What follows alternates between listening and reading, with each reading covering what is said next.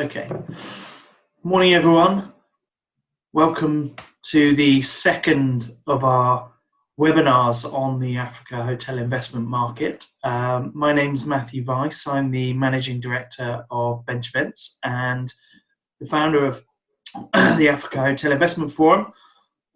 This is our 10th year, in fact. So welcome to new innovations, taking the discussion going forward. Those of you who did miss the first webinar, you can actually gain access to that through our website. So if you have any questions on that, let us know. We should also be posting this webinar. We are recording it to push out to everybody on here today.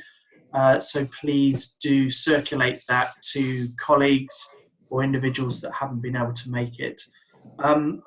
Before I hand over to Wayne Godwin, who will lead the panel, I firstly would like to wish everybody here and hope everybody here and their loved ones and friends and colleagues are all safe and healthy at this stage. We're obviously in very uncertain times at the moment, and these times we wanted to be able to continue the discussions and continue to connect individuals.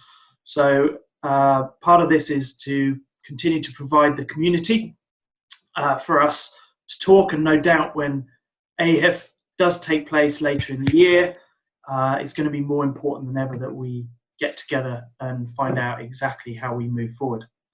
I'd like to thank all the panelists here today, Wayne Godwin, Ewan Cameron and Daniel Silke, for taking their time and their sharing their knowledge, and also to my team, Marla and Jennifer, for putting this panel together today.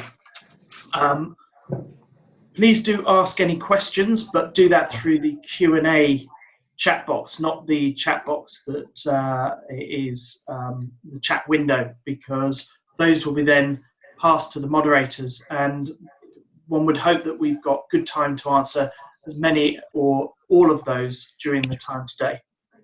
I'd like now to invite Wayne Godwin, Senior Vice President and of Hotels and Hospitality Group at JLL in Sub-Saharan Africa, to take the helm and introduce himself and his panelists. Good morning, Wayne. Thank you very much, Matt. Marla, before we do that, are we all good with Daniel's presentation? I haven't received it through yet. Okay. It's gone through from my side, so it should be with Marla pretty soon. All right, good.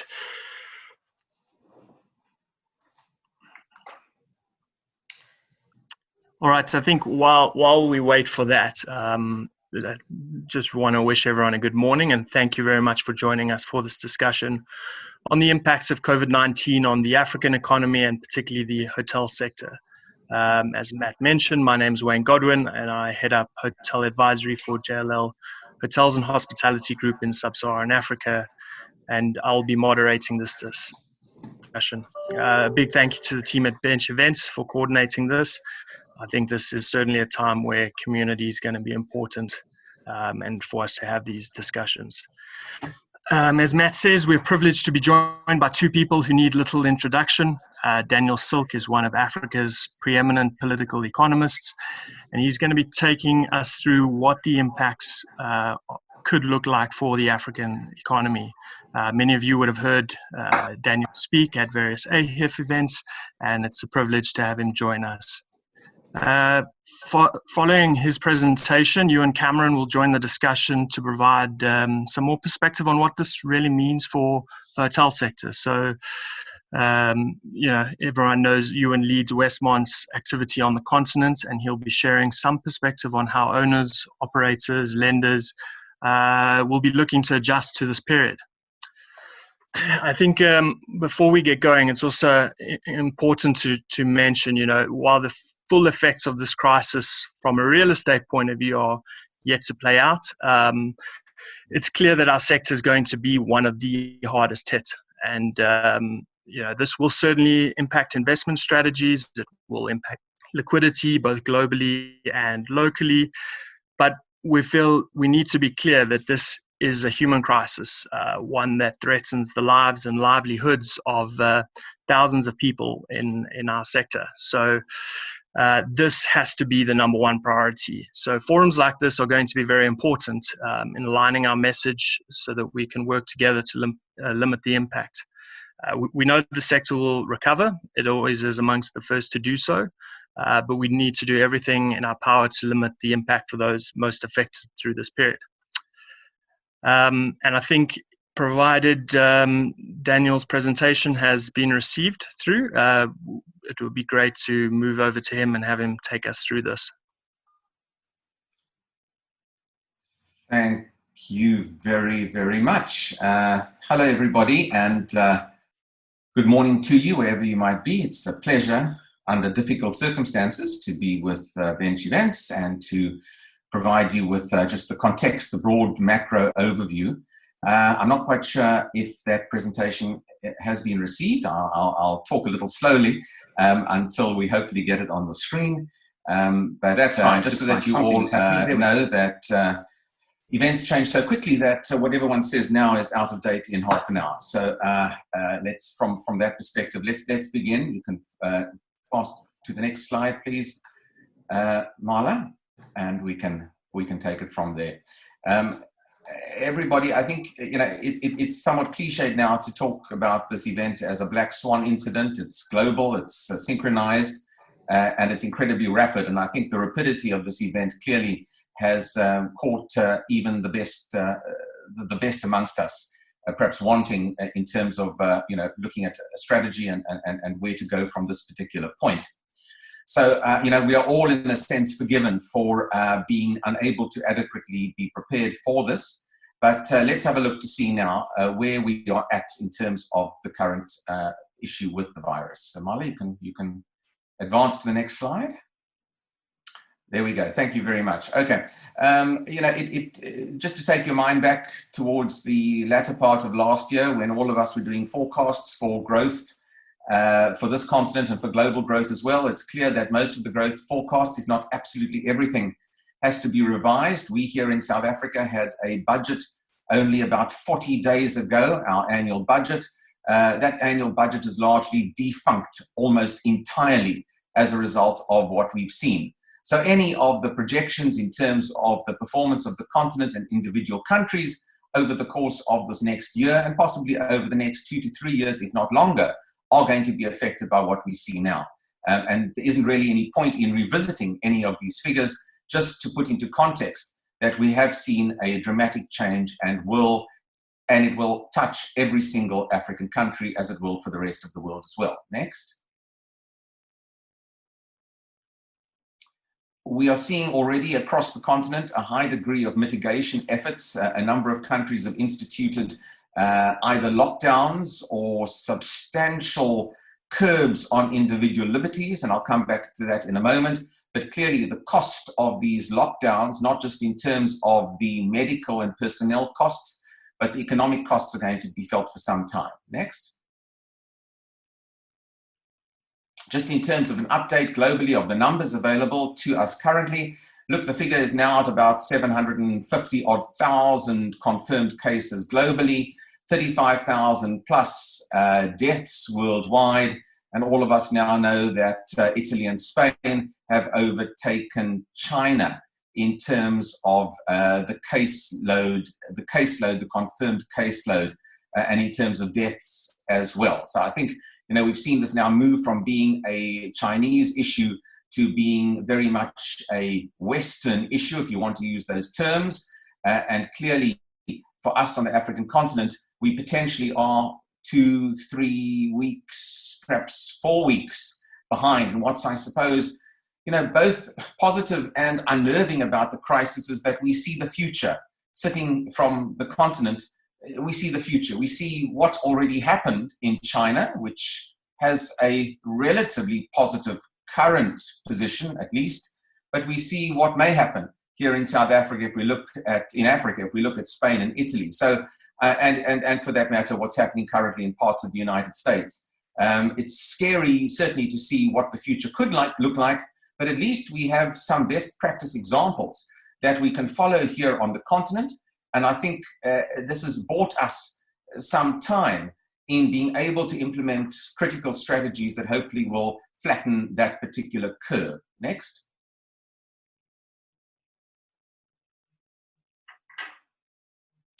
To use the well-known chart from the Financial Times, it's very clear now, just from a global perspective, that the death rates in Italy and Spain have spiked in the course of the last week or so. The chart's quite useful, and I do, urge you to go back to its original source, which is the Financial Times, because it really does plot out quite graphically and visually the curve that one really wants to flatten. Now, this is the death rate, so one can expect death rates to increase as more and more testing and more confirmed cases become available. So whilst it's not a nice thing to say one expects a certain degree of deaths here, it's also, I think, important to understand as the virus takes root in populations and as we have those large confirmed cases, we just have to be ready for the fact that there will be deaths, particularly in the most acutely affected countries. Next, Marla. The confirmed case trajectories are now quite well known as well. We've seen the China curve there in that sort of mustardy color flatten out, and it's been relatively flat with mainly imported confirmations in the last week or so. There are very few, if any, local transmissions of the disease. It's those returning back into China that really are now showing confirmed cases. But the concern clearly remains for many parts of Europe, particularly for the United States, and in particularly in New York, and perhaps in some other urban centers as well. And of course, we do look at the United States as an economic powerhouse, and the effect on shutting down of the United States economy clearly is going to be quite dramatic, not just for the United States, but for the global economy as well. But we'll come back to some of those issues in a moment. Well-known trajectories. I just think it's worth all of you to have a look at these to see where your own particular country is, if it's in one of those ones. We'll come back to Africa in a bit. Next. Most of the economic research houses now will argue that we are going to go from a positive GDP growth rate for this year into negative territory, perhaps now over certainly the second quarter of this year into the third quarter. There is some expectation of a recovery into more positive territory, if that by the fourth quarter. That might be quite optimistic, I might add, but nevertheless, I think overall we can look at a global recession. The question is, how long does this recession last? And I'll come back to that at the end of the slide when we look at some different scenarios. Next. In particular, and it's obviously a focus for us on the African continent, it might also be a focus, I might add, for those in Central America and other developing or emerging economies, is that whilst certainly the Western nations plus China are going to be severely affected, emerging market countries are going to feel real pressure. And that's largely because in many of their cases, an inherent weakness already. And we've seen emerging market equities bear the brunt of the recent equity slump.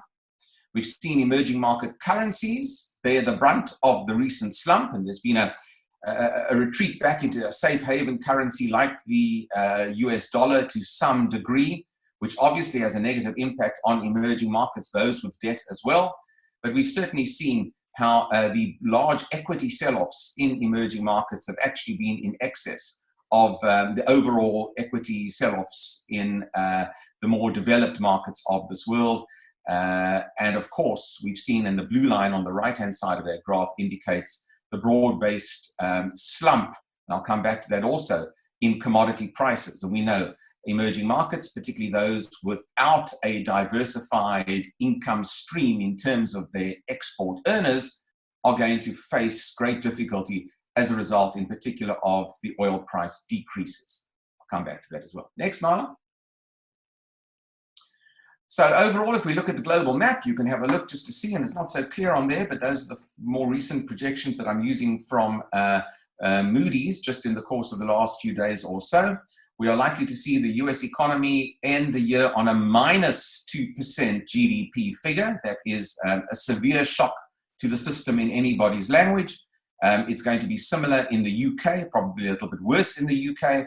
And for most of Europe, and in fact for Germany, if you have a look, it's going to be predicted, certainly by Moody's, at almost minus 3% GDP. Now, many of those European countries, as we know, were relatively flatlining in terms of their GDP growth already prior to the coronavirus. So they were on the cusp of falling into recession. A major event like this, certainly enough for a serious and relatively prolonged recession over the next 3 quarters, in my opinion. China's growth is expected to halve more or less from its projected 6% at the end of last year, 5%, perhaps 5.8%, down to about 3% this year. We'll wait to see how those figures pan out. And for us here in South Africa, we are looking at a major downward revision to a minus 2.5% GDP for overall for 2020, hopefully picking up a little in 2021. Next. Okay, and I think the point to make about Africa certainly is that Africa's growth rate was already starting to look a little bit testy by the end of last year. Most of the major projections, certainly from the IMF, progressively over the last 2 years, were showing that GDP growth rates were going to look a little bit softer alongside global growth, which was also going to look a little bit softer. And as I've indicated, the COVID-19 issue certainly creates that vulnerability. Next. In terms of Africa's, the state of play of COVID-19 at the moment in Africa, most African Union member states are now reporting various quantities of COVID-19. There are a few gaps on that particular chart, as you can see. South Sudan, for example, one of the bigger gaps there, no cases reported there. Botswana, no cases reported there.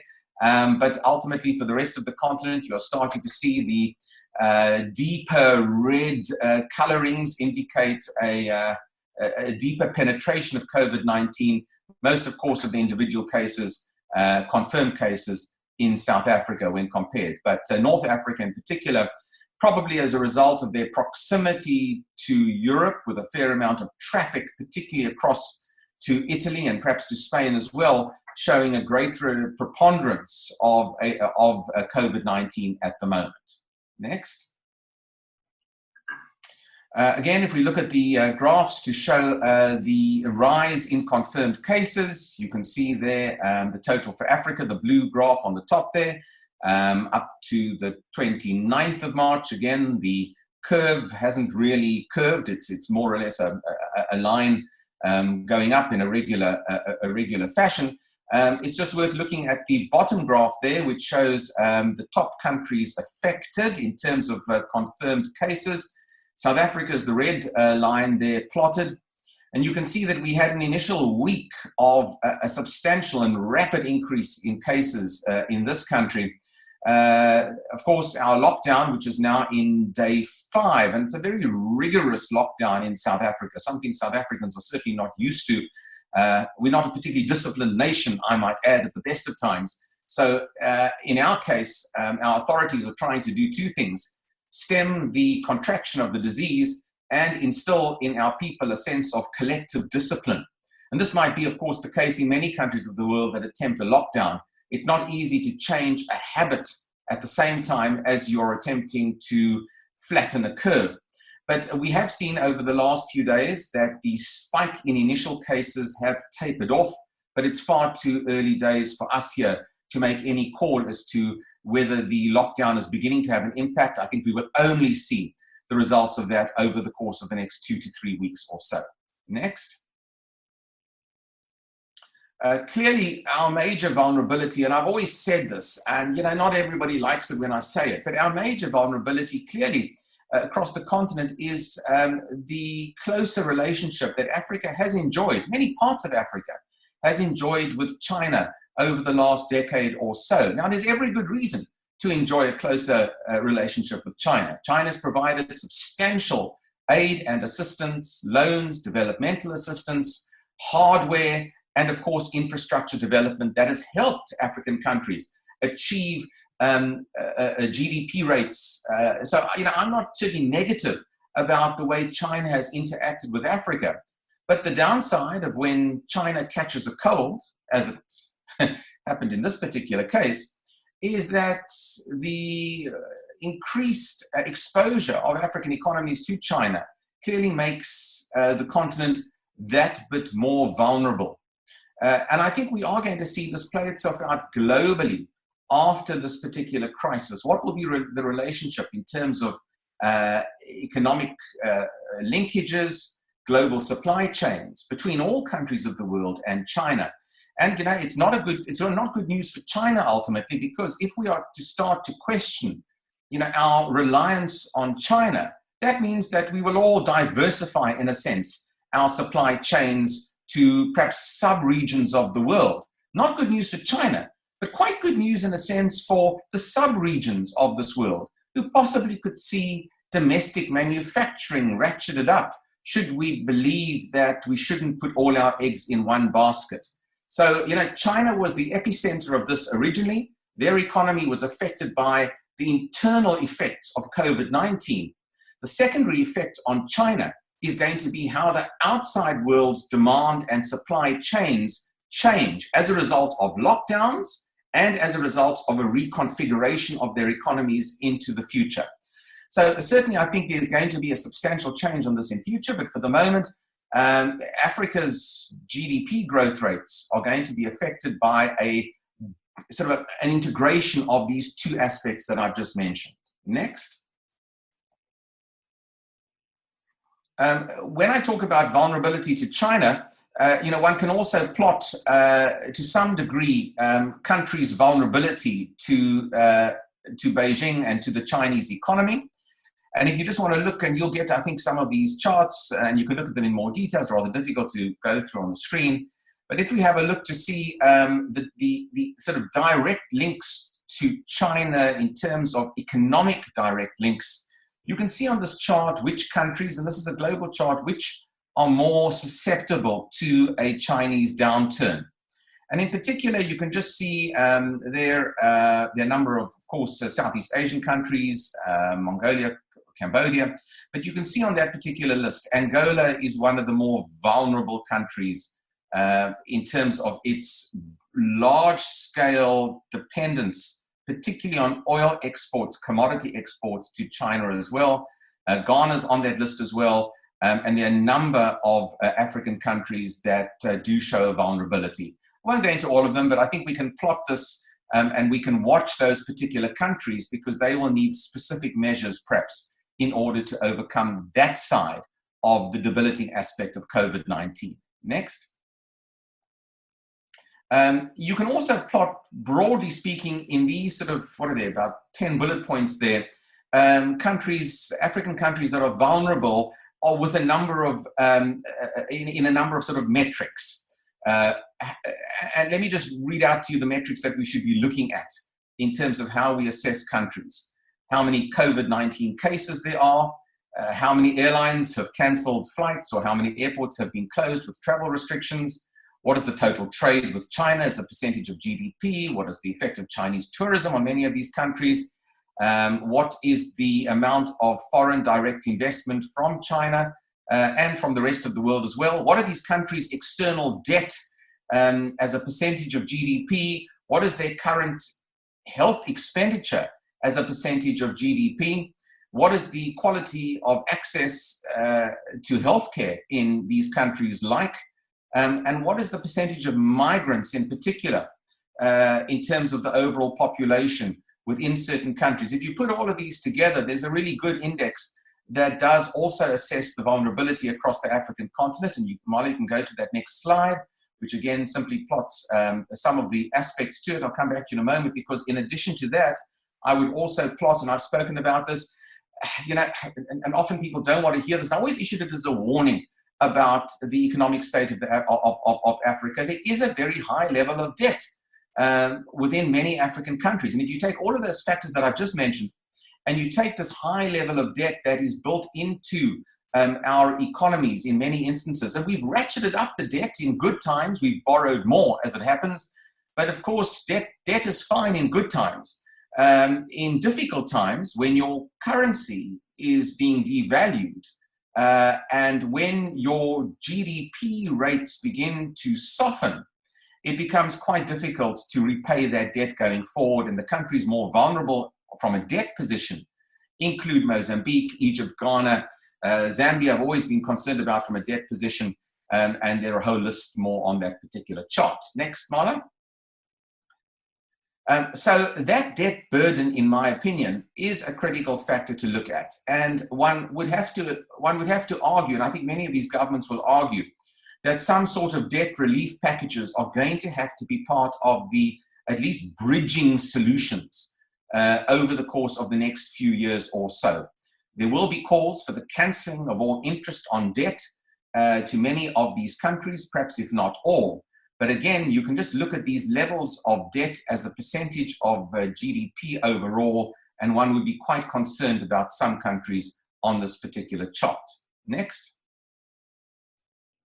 So overall then, if we put all of those factors together, you get a certain perhaps idea. And I'm not going to say that this particular research is the be-all and end-all of the discussion. I think each country will have a look to see where it stands. But from an outside perspective, from a research house perspective, the SET research shows that Ethiopia, Ghana, Sudan, Zambia, Burundi, Benin, the Gambia, Mali, Mozambique, Malawi, and even Rwanda are likely to be perhaps the more vulnerable countries in terms of their economy slowing as a result of all of those aspects that I've mentioned. I won't go into the lot. We'll give this to you to have a look. Next. So borrowing costs are going to increase for emerging markets, and already we will see, and we will probably see, rating agencies take action to downgrade. South Africa has seen a ratings downgrade to sub-investment grade level just over the course of the weekend. That adds to the burden of our borrowing costs just at a time when we're going to have to borrow to get through all of this. That's kicking you when you're down, I suppose.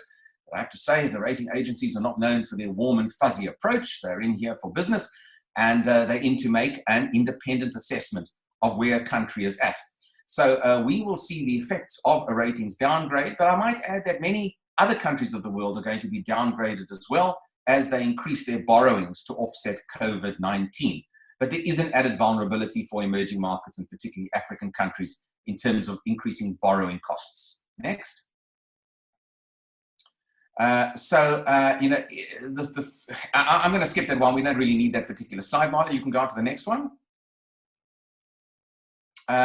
Okay, so specifically, there's very little, good news you can talk about right now when you look at a map of the continent like this. And I just took the snapshot a few days ago, which indicated the quantity of flights flying over the African continent. And you can see, you could almost count the amount of flights flying over the African continent as airports and airlines have closed. Now, ironically, of course, Africa's rise and renaissance over the last decade or so, yes, it's been predicated upon a better regulatory environment from country to country, but it's also been predicated upon Africa's access to the rest of the world, particularly when it comes to business and tourism and air links. And air links to me are always important.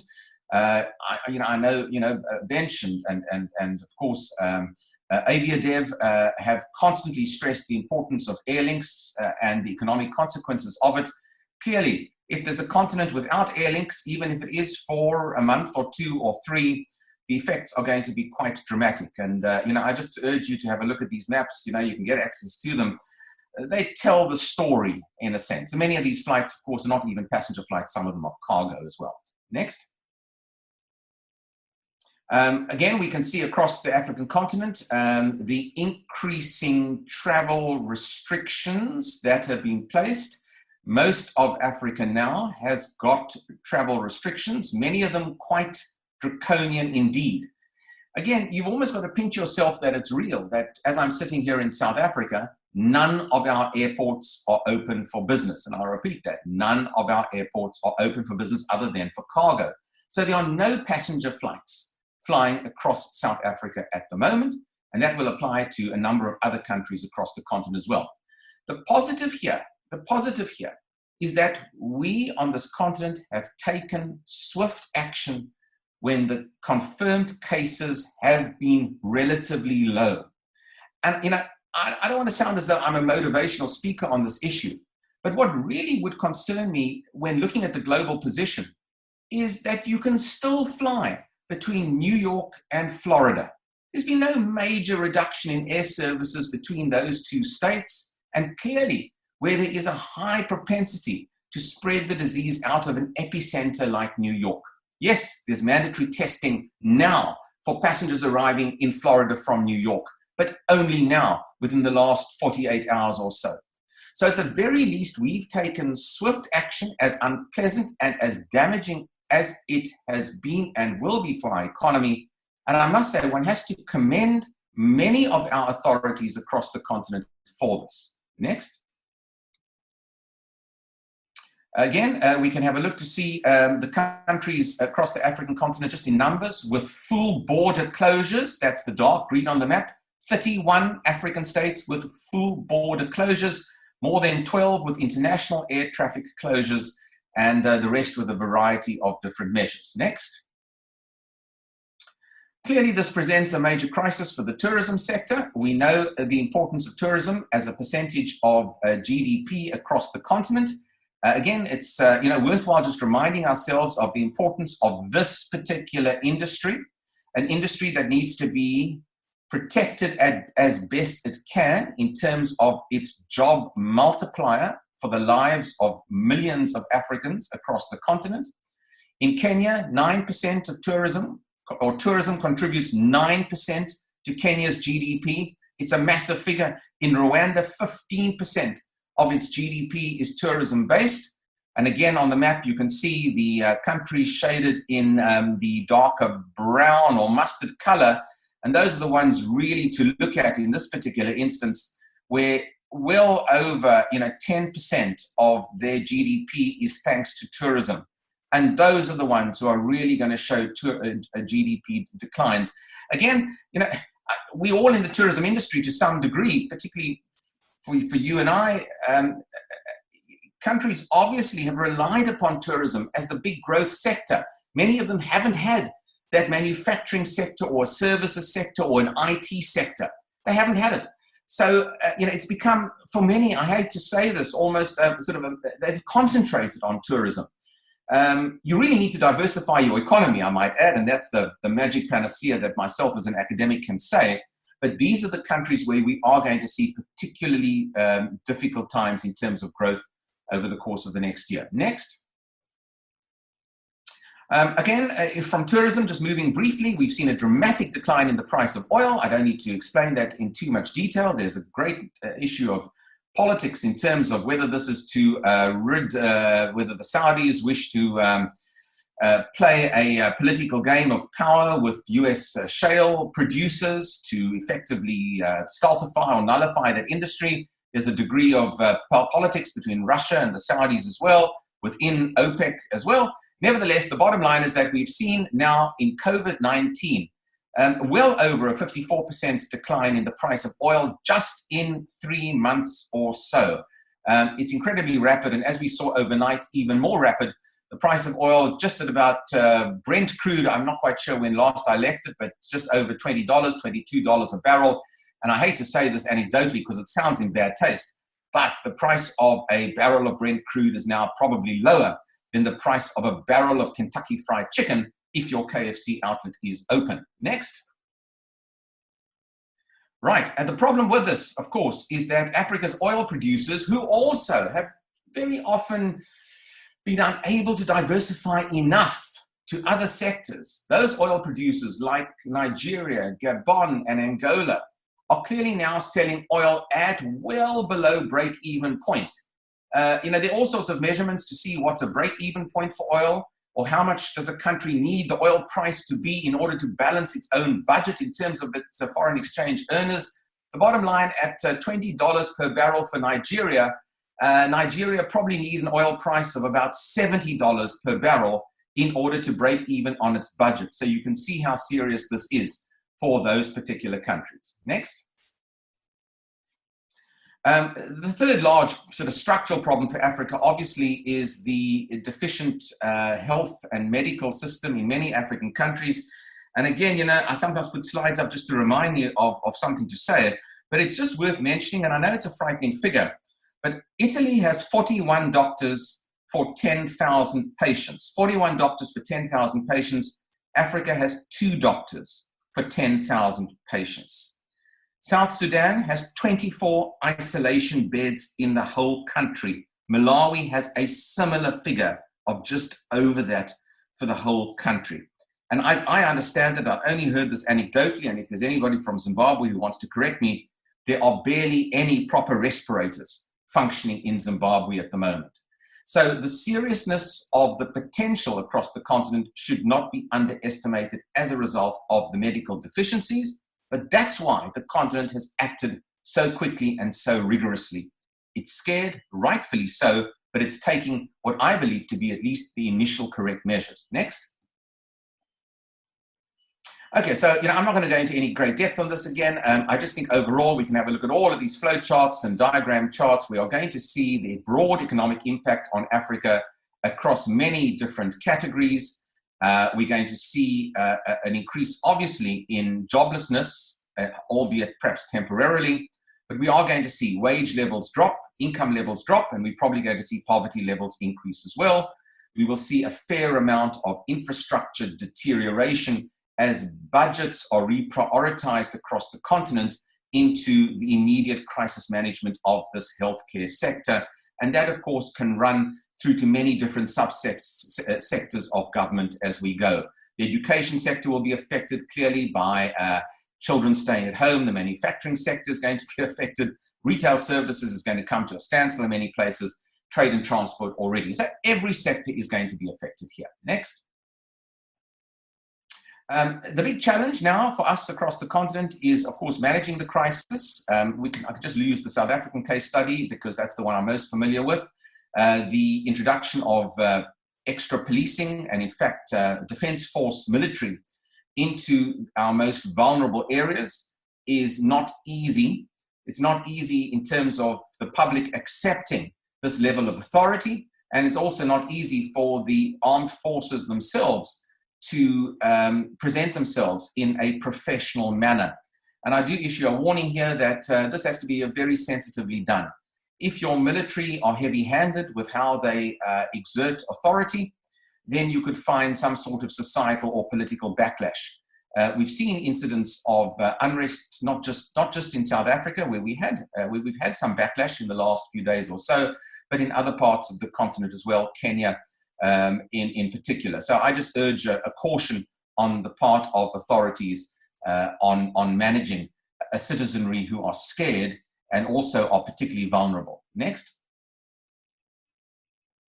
Obviously, as well, we are looking at a population that is already, one would say, and it's not a good word to use, but already sort of fatigued in terms of their own health. There's an inherent weakness in terms of the very high incidence of tuberculosis, malaria, and AIDS, which weakens the immunity system. Africa has to be specifically careful. Next. So there are policy responses that we are going to see in mixed application from various countries. I've just put up on the screen here a list of what we've seen in South Africa thus far. There will be from some governments who have the capacity to compensate businesses. The big issue will be how to compensate small to medium-sized enterprises that forms the backbone of the African economy. And that's going to be very, very difficult for many countries with an already high budget deficit and lack of resources. And even South Africa, relatively wealthy in the African context, has put together a relatively small package of benefits thus far. And I say thus far because there may well be more. But again, we are constrained in terms of what we can do. You can imagine what many of the other countries with higher budget deficits will do. But we have seen interest rate cuts. We will see a degree of quantitative easing from central banks as well, where they can. And I think that we will see, obviously, efforts to solicit aid and assistance from the big lending agencies, the emergency relief funds in particular, from the World Bank and the IMF, and from other quarters as well. Next. So I'm going to end now just with a few slides where, it's not all doom and gloom. And I say that I don't want to sound, particularly rosy on this because I'm not, but we are starting to see some turn of the charts, at least from China. Overnight, the Purchasing Managers Index in China figures came out, and there was an uptick there, indicating China is getting back to business, albeit slowly. I hope that's sustained, because what you don't want to see in China is a secondary rate of infections if the economy becomes opened up too soon. But let's take what we can get at the moment, and we can see that real estate floor space sales up slightly, coal consumption up from its bottom, and traffic congestion, very important one under these conditions. We'd never thought we'd want to see traffic congestion, frankly, in a chart, but there you go. You can just see some life returning to the economic activity in China. Next. I also want to highlight this particular graph, which is important because it does indicate that in the worst affected markets at the moment, you are seeing a slowdown in the growth of coronavirus cases. Now, we haven't seen this long enough to really draw a trend line, in my opinion, but I'd rather see the graphs pointing in this direction than the other way. And on the basis of this, it may well be, and I'm going to stress may here, that some sort of plateau in terms of the new cases is being reached, particularly in Western Europe at the moment. Some societies are ahead of the curve, as we know, with Spain and Italy. The rest may still have some catch up to go, unfortunately. But it's a better sign for me to see this than the graphs going the other way. Next. Again, we can cross-reference that with all the new cases of coronavirus added per day. And if you just have a look there, the graph only goes to the 29th of March there, right at the end of that big graph there. You can just see that there's a marginal drop in new cases. And it just looks as though globally it's beginning to reach some sort of peak in a selected group of badly affected nations. Next. The mitigating efforts, I think, are going to be critical. And you've got to give credit here to many African countries who've been through aspects of this before, particularly with Ebola. African countries they may have weak medical or health systems, but they can mobilize, especially given their experience with this. So there's experience that counts in favor of African nations. There's also, and again, I don't want to sound sort of unpleasant about this, but there are also authoritarian tendencies in a number of African nations which actually benefit the control of the spread of COVID-19. You can't, the limiting of personal freedoms in Western Europe is very difficult to do, and in the US, and one of the reasons why those were so slow to react. In Africa, parts of the continent, you can do it with a greater sense of political legitimacy. And that can help the continent offset the worst of this. Next. So, my own view is that it is obviously a highly dangerous period for the continent. It's going to have an effect that's going to be with us, I'm afraid, in terms of economic terms for perhaps years to come. When I look at the living conditions, in particular of Africans, when you look at the square meterage of space that many live in crowded and dense favelas-type suburbs, you do stare down real danger for our populations. And I think the future effect of this will be to make us much more socially aware, much more aware of the basics in life, I must tell you. I don't think it's necessarily will make us all socialists in terms of how we see state medical care in future. But if there's anything to be said, it's a continent that I believe will withstand the worst of it, notwithstanding the vulnerabilities and susceptibilities to the worst of it that we've seen. But I'm afraid to say it's far too much early days to really make a real judgment on this. And I'm willing, and I hope I'm proven right on my, sort of vaguely upbeat assessment here. But the next 4 weeks are going to be critical. The continent is probably 4 weeks behind the worst of the curves in Europe. And if we're 4 weeks behind, the lockdowns here are going to last and be intensified over the course of the next 4 weeks, 5 weeks, 6 weeks, perhaps even a little bit longer. It's essential that we do it, but that we do it fairly and equitably applied within our populations. South Africa, where I come from, have done a fair amount of good work, and they're rolling out significant testing and the use of mobile phone technology to track those who have been infected over the last few weeks or so. It's pretty impressive stuff coming from a developing country like ours. And given the access to mobile technology across the continent, it can also be done with great effect and can be well ahead of what's been done in some of the more advanced, wealthier nations of this world. So, with that, I'm going to close. I hope there's some food for thought there. It's a rough medium-term picture that will no doubt affect our businesses for some time to come. Thank you. Thank you, Daniel. I think as insightful as always, but particularly poignant at this time. And I guess the clear message is clearly there's some macro headwinds that we are facing and will continue to face for some time. But in the short term, from a hotel sector point of view, clearly we're dealing with what is very much a policy reaction, travel restrictions, event cancellations, and societal wise, individuals' reticence to travel. So we clearly know in the short term, the occupancies are going to decline sharply and many hotels, if not most, will close.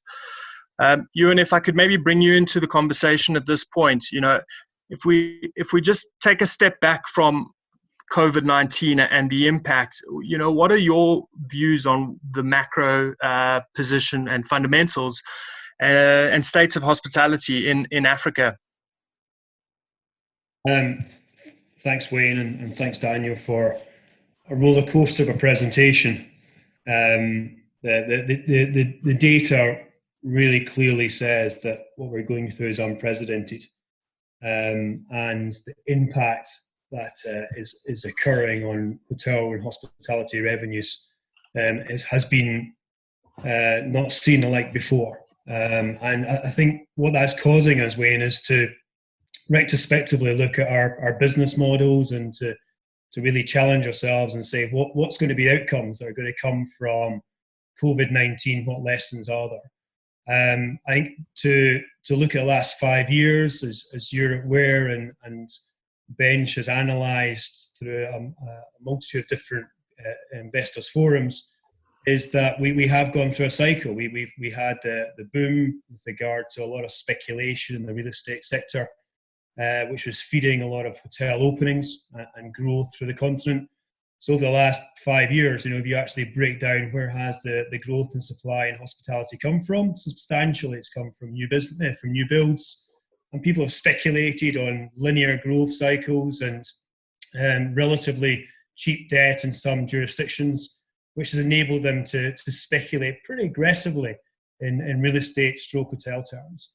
And I think that reality now is hitting home, Wayne. I think people are finding that you can just look around the continent, the biggest, the strongest organizations in our sector are absolutely struggling. And we're all having to think differently. And to Daniel's point at the beginning of the presentation, every morning we're waking up to new information, new data, and it's causing our leaders, right down to our general managers in each of our businesses, to really be resourceful, to be dynamic, but importantly, make the right decisions. And as you've said already, and I think Matt said at the beginning, that this is ultimately about people. The people that we look after of our guests, that whole confidence that we have to have in our industry where our customers feel safe. But absolutely today, it's about our employees. It's about the people who work for us. It's their futures, and how do we safeguard their skills and their future as this business comes out of what has been an extreme crisis, unseen before, as I said. So I think you're right, Wayne. I think we have to reflect on where the industry's strong and where there's maybe some lessons to be taken. Completely. Right now the immediate focus has to be well-being and safety of everyone. But I also think, we need to, as leaders in the industry, kind of be aware that we cannot completely remove the investment side of it from that. New developments will ultimately generate new jobs. We need confidence in the sector because that's really the lifeblood of what fuels it. And we know that tourism is a huge multiplier sector of the economy. And particularly at the base where where a lot of labor is concentrated from the hospitality sector. So, we often hear of stories where a new international branded hotel has opened in let's say a smaller African country, and just what that has done from an economic impact and employment perspective has been huge, because those are skill sets that would never have come into that jurisdiction. I mean, I think, Daniel, if we can maybe ask you the question, and then I realize it's a very, very tough question at this point, because there's a lot of priorities from government around the controlling of the outbreak. But what are some of the things that governments could look to in terms of support for the sector from a fiscal position or liquidity position? But what are some of the things? I mean, I think something that the European counterparts and American government is doing particularly well, particularly directed at small businesses. Given that a lot of African countries clearly don't have the same resources, what can be done? No, I think it's very limited within the confines of the existing resources that governments have. I mean, governments also are going to have to be very careful here, because whatever resources there are, if you're going to prioritize those resources into sort of, as I say, bridging finance for individuals, you can let a whole lot of other social services slide in the process. So there's a balancing act here for many governments going forward. Yeah, true. I'm afraid the only way is going to be to raise significant debt, additional debt. But everybody is going to be raising debt. So concerns about countries' debt to GDP probably won't be that significant. We've been talking in South Africa that we shouldn't raise further debt because we're already on the cusp of a rating agency's downgrade. We got the downgrade over the weekend. Frankly, it doesn't matter so much whether our debt levels go up to borrow in order to provide short-term relief. And I think for many African countries, they will go to the various lending agencies. Now, the question will be whether some of the global mechanisms are directed back at Africa. In other words, will some of the rescue efforts in the Western world include the purchasing of emerging market bonds, for that matter, to allow for some of that rescue funds to come back into the continent? And I think that's going to be very important, and I hope that there will be a strong lobby for that. That clearly will then shore up domestic liquidity and give some opportunity for governments to put back into the small and medium-sized enterprise sector. But I must say it's going to be quite difficult in the short term, and I don't think these countries have it. When you look at the deficits already, the lack of any kind of kitty, what I always call a rainy day fund that you or I might have in our personal capacity, but many governments simply don't have, it's going to be extremely, if we're lucky, I might add, it's going to be extremely difficult in order to do that in the short term. One of the things I didn't think the president, if you mind, I also don't think one must, this is not, to me, you've also got to look at the one thing I haven't discussed is a time frame or a timeline for working through this and perhaps coming out of this. And there are all sorts of various scenarios and predictions on timelines here. My own view is that it's not as though we are at the end of history. That old thing, when the Berlin Wall came down, it was the end of history, and that we wouldn't have conflict anymore. We're not at the end of history. We will come back once we have mitigating medication and a vaccine over the course of the next 18 months, perhaps sooner. And overnight, we saw Johnson & Johnson indicate that they are working quite rapidly. Look, there's a tremendous chase to get that vaccine and be the first one out to get that vaccine.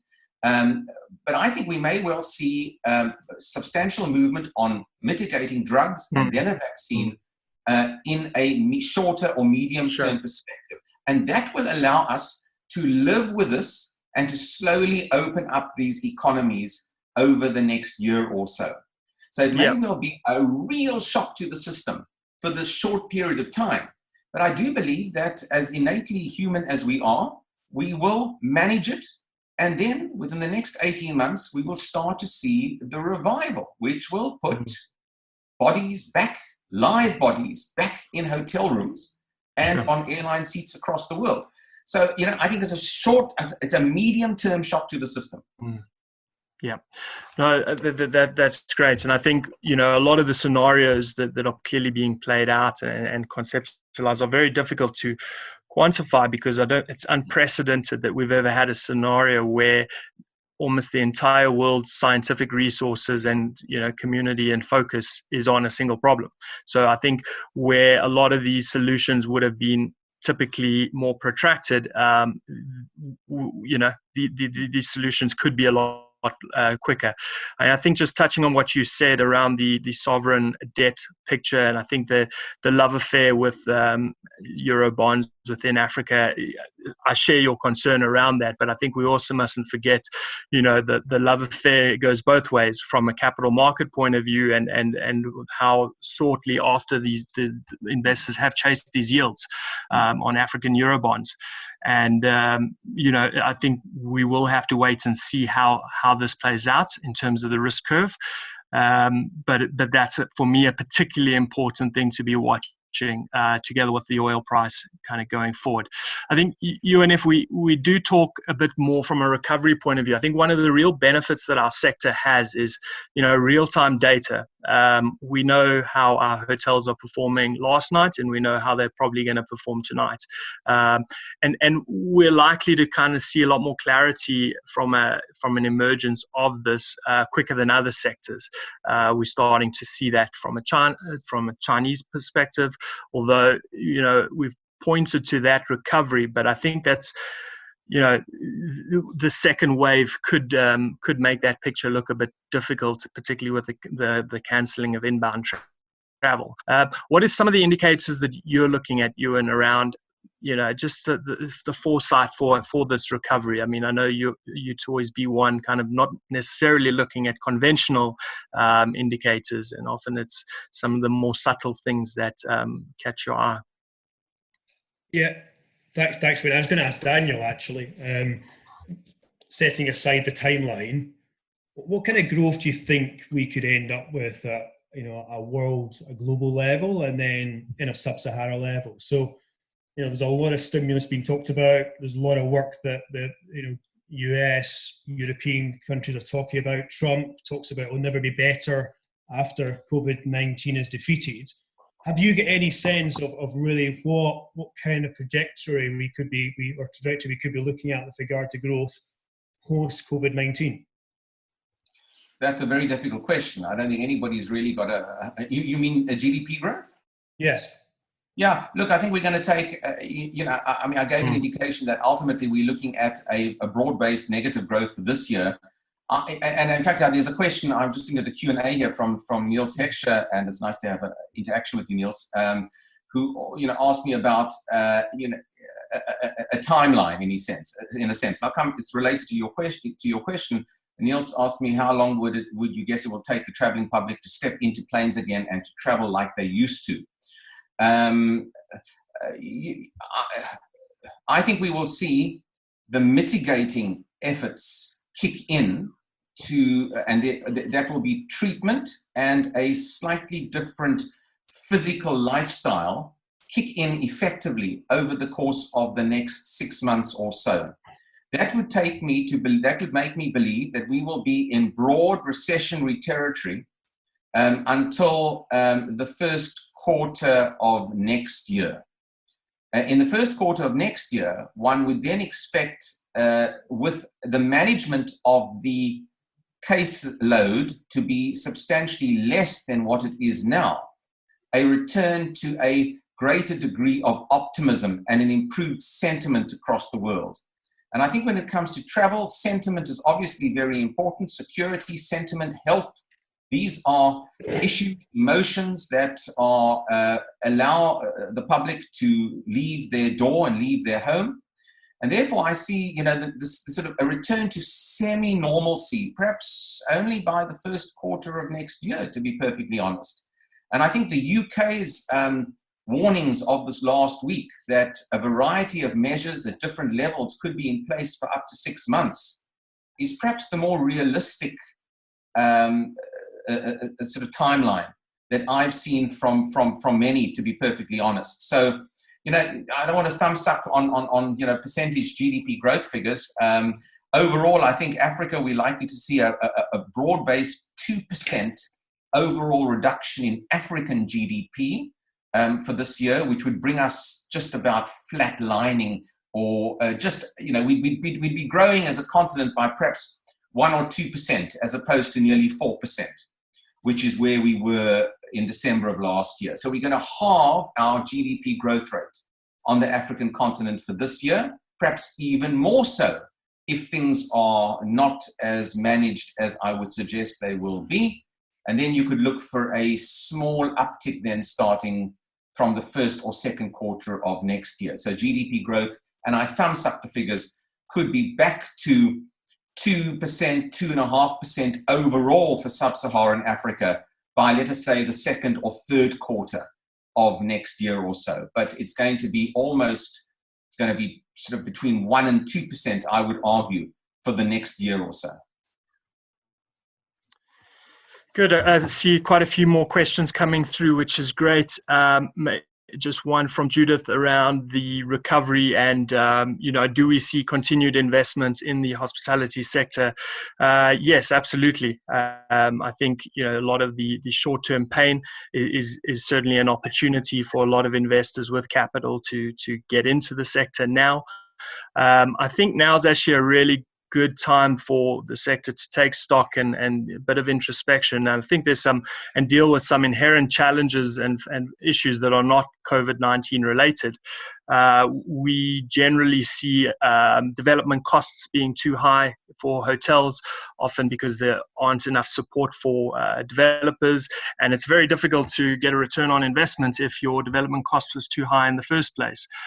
We also see valuations being done that are not really taking into cognizance liquidity and actual ability to sell an asset, and this gives owners not the correct picture on what the asset is worth. And I think we just really need a lot more transparency in the sector around what the investment fundamentals are, and that's certainly something that we're very committed to. But I think this is an opportunity for I'm certainly very positive and bullish on the sector, and I wouldn't do what I did if I wasn't. And I think for us, it's more a case that savvy investors who are well supported and work really hard are going to do very well out of it. That has always been the case, and I think a lot of the narrative around the sector has been one that would make it seem like it's an easy place to make money. It's not, but there are a lot of people that do very well, but it's not by chance. So that's going to become even more pronounced. We're going to see a lot more of that, and the better quality assets and the stronger owners are going to prevail through this time. And that's my view on it. Ewan, do you want to maybe pick a question? I see probably one that's worth touching on is the impact of the oil crisis, because for me that's the bigger lingering question that happens once travel opens up. I don't think we know quite how much of this oil price pressure is also related on COVID-19, given that demand has declined significantly. But this pressure was coming between the Saudis and the Russians before this. So we know that there's some inherent challenges from an oil price point of view. So our petro economies are clearly going to be under pressure. Do you have a view on this, Ewan? Yeah, 100%, Wayne. And if you look at what's happened with regard to the fall of the oil price, look at what's happened in Nigeria, recent announcement taking $5 billion out of the budget. We all know that basically the expenditure of Nigeria is absolutely dependent, 83% on oil receipts. So the country at this point is in a position where it's got two big fights, if you like. It's one is obviously COVID-19 and protecting its people and its populace and its macro positioning, if you like. And then secondly, it's got its primary fiscal driver. And there's as you say, there's a turf war which they're really not party to, but they're completely subject to the outcome of that circumstance. So the devaluation of the Naira is a reflection today of where that situation probably is, in that the Nigerian economy was growing relatively well. I think the stats were probably a little bit under reporting where the growth was in 2019, because as we all know, there's a lot of informal revenue generation within Nigeria. So the economy was relatively looking positive in 2019. And then you've now got these two big fights, if you like, that Nigeria is really struggling with. So I think the oil price, particularly on Nigeria, is there. Angola, there's been a lot of talk, I know from IFC and from other parties, about how much work Angolan government have been doing recently. In the last 2 or 3 years, there's been a lot of restructural reforms. There's been a lot in the press with regard to cleaning out some of the history. And there's a real hope that Angola was really going to further invest in its oil offshore industry, and from there, hopefully diversify its economy a bit more. So the timing isn't good for Angola with regard to when this crisis is hitting. And then I was really expecting from Daniel's comment about stimulus for him to say what he said, that in Africa we just don't have the reserves, we don't have the capacity, if you like, to raise as much debt as Trump can with regard to his $2 trillion rescue plan he has for the US economy. So I suspect we could potentially have a bit of a lag recovery. And what I mean by that is we might be heavily dependent upon our commodity sales. So what's happening in the oil sector, what's happening in copper, what's happening in the other commodities that we feed to the likes of China and to the rest of the world. So as those economies start to right themselves, maybe that's what will pull Africa out of the COVID-19 crisis. And I'm worried about how far behind we are on that trajectory of time. And then secondly, as Daniel explained in these slides, we've gone through the scenario of borders closing, not unified. I spent 10 days ago running around Africa trying to avoid being locked in a country. So we really started thinking and behaving as national countries rather than as a Pan-African unit. And what that means is that when I think we get to the end of the COVID-19 saga, I think countries are going to be discriminate about who they let in.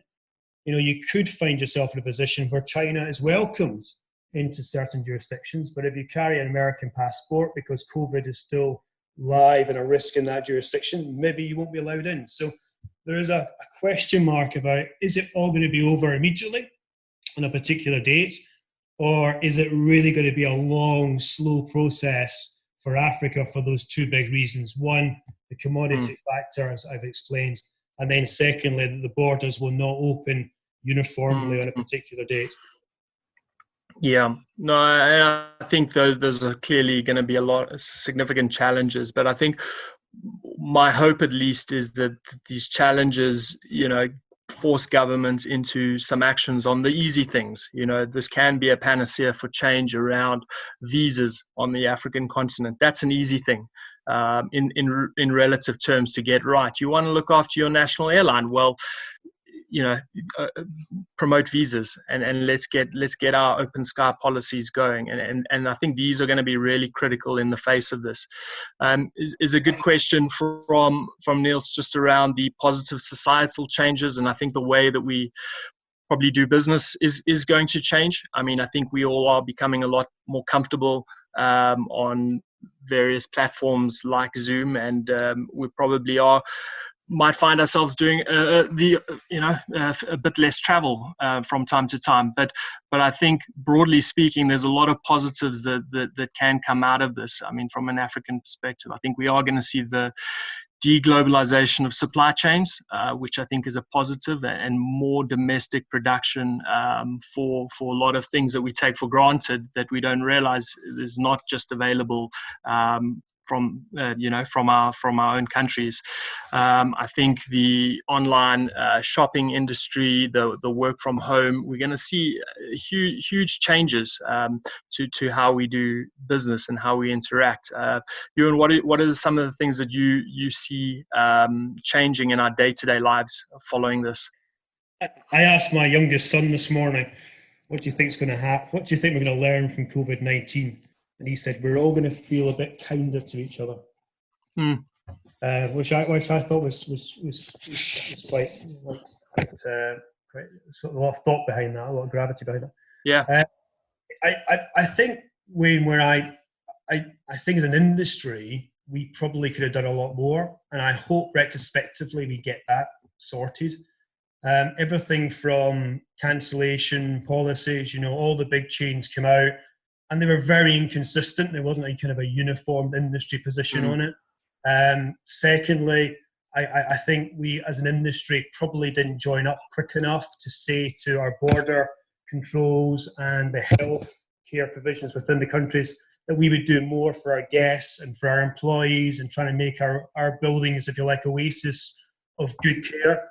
We could have done a lot. We could replicate a lot of what they do at the border in our hotels. We've done it in Nigeria, for instance, and we've done it, you could say, for commercial reasons. We want our employees as well as our guests to feel it's a really safe environment for them to be in. But I think as an industry, we probably could have done more. I do applaud what particularly Sogo is doing in South Africa. They've reached out to the government. They've very much articulated that our establishments are your establishments, and if we can work together, let's help each other with regard to this crisis. I think those kind of provisions are good. I think we probably could have done more with regard to catering, other skills we have of hospitality, care, service, support. I think there's more things that, as a tourism industry, that I hope we'll learn from this so that we respond faster, because if you look at it, we're probably one of the few genuinely global industries. And I don't think we've thought globally during this crisis. Yeah, and yeah, exactly. And I think there will be some changes that maybe impact on, travel more generally. But the trends are so pronounced around globalization and how inherent increased travel is to globalization. I don't think we're going to see a slowdown beyond this. I just think the way we travel and the type of travel we do is going to be different. Daniel, do you have any sort of final takes on this? No, I think from, you mentioned from the industry perspective, I agree completely with what Ewan said. And the point is, I think from my perspective, always, the issue will be now, what are the real priorities for governments going forward? And particularly on a continent where many governments still see, prestige or big ticket projects being important to spend money on, particularly in the state-owned enterprise sector. I do think now we are going to have to review from a broad-based governmental policy as to where we spend money. And public health is going to be the real focus, I think, going forward. So, I think when Ewan says we're going to be a little bit nicer to each other, when your child says that, that's a very insightful comment, because I think for all of us, we're going to have to spend less on wastage in our societies from a governmental perspective and more on really looking after people. And that's going to be the ultimate outcome of probably all of this from a budgetary perspective going forward. And if anything, I suppose it's a good lesson to learn, at least going forward. So, but governments are simply going to have to understand that what they saw as a priority last year is no longer a priority down the line. And unfortunately, human nature is a difficult one to adjust. And we can fall back into our bad habits, I might say, as human beings. But I think there are some very important lessons for policymakers going forward. Great. And I think that's a very good point to end up on. And Matt, maybe you want to just give us the last few words. And thank you once again for everyone for joining us. And a big thank you to Bench for hosting this discussion. Well, yeah, thank you to you, gentlemen. Thanks, Wayne, Daniel, and Ewan, for your contribution today. I hope you've enjoyed it. If you want some more of this, we'll be doing another webinar on April the 21st.